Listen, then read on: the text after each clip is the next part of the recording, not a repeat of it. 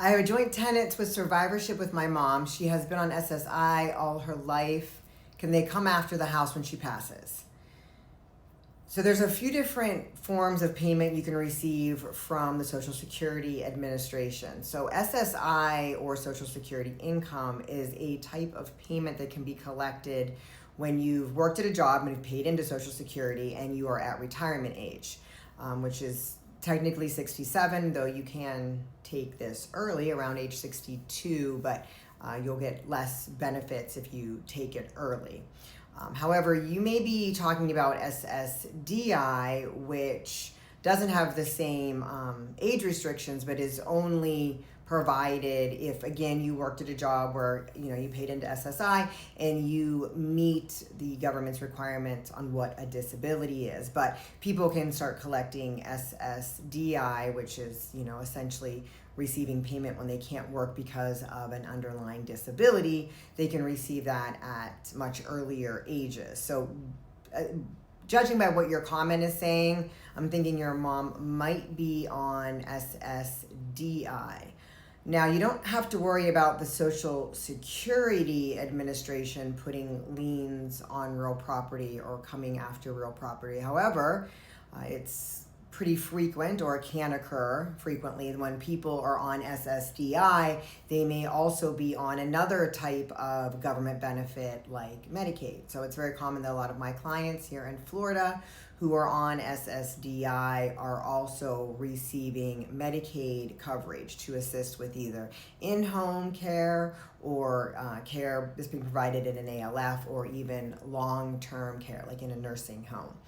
So in this situation, this is usually when we start talking about recovery. What can Medicaid recover after the person who's receiving it passes away? Because the way the system works is Medicaid's going to pay for you because you meet the level of indigency, or you don't make enough money, enough gross income, or have enough assets, or you have things arranged as such so that your income and assets are under the limit, so that Medicaid will then pay the often very expensive bill for nursing home care, which nursing home alone, if we're not talking about ALFs or of course treatment within the home, but if you're in a nursing home, the last I checked, the average cost of nursing home care in Florida is about $10,400 a month. So depending on how young you are when you might need this care and what your life expectancy is, you can see how that could add up very quickly. So oftentimes Medicaid is needed, especially for someone who does have a disability, to pay for this expense, because it's a great one.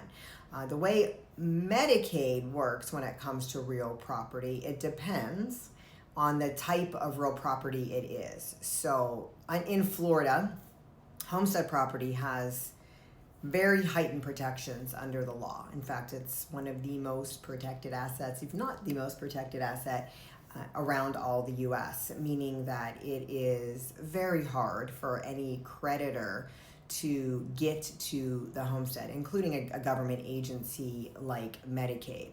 Typically, you only have to worry about if there's a mortgage on the home that always has to be repaid. Even if it's transferring to somebody, that mortgage either has to be assumed or it needs to be refinanced. Or if a contractor did work on the home, they're allowed to put a lien on the home if you don't pay the contractor. So things like that can happen.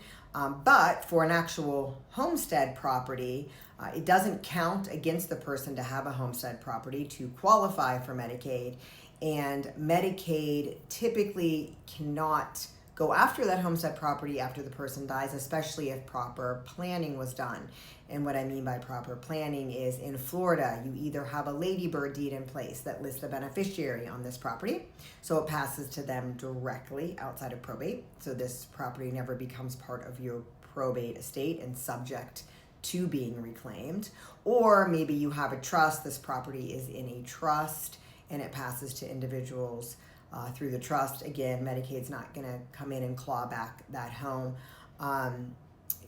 However, you're talking about a joint survivorship deed, which is similar in the sense that you have two owners on it. Assuming this is your homestead and your mother's homestead, if this is where both of you are living and it's a joint tenant's deed with rights of survivorship, and if your mother does pass away before you, then Medicaid is not going to be able to put a lien on your home or come after your home. It is your homestead. It was her homestead. So this should be safe from any type of recovery, again, if you are in Florida. However, if this is non-homestead property, there are different rules for non-homestead property, and it is a countable asset for Medicaid. So in an instance where somebody owns property individually and then has another property that they own with a child, their portion of ownership is going to be counted as an asset for them for Medicaid eligibility. Now, I'm assuming in this instance, this is your mom's homestead, probably your homestead as well. So you can rest assured that as a homestead property, you should be safe here. But I would obviously need more information to fully assess it. But it is valuable to know that because of the added protections with homestead, it can often be passed to children or stay with children or stay in the family without fear of it getting reclaimed by Medicaid. Okay, I hope this answers that question. If you have any other questions pertaining to Medicaid here in Florida, or deeds, or state law, or elder law in general, please don't hesitate to reach out to us. We're at Cause Law Office, the non-stuffy attorneys, and the link is in my bio.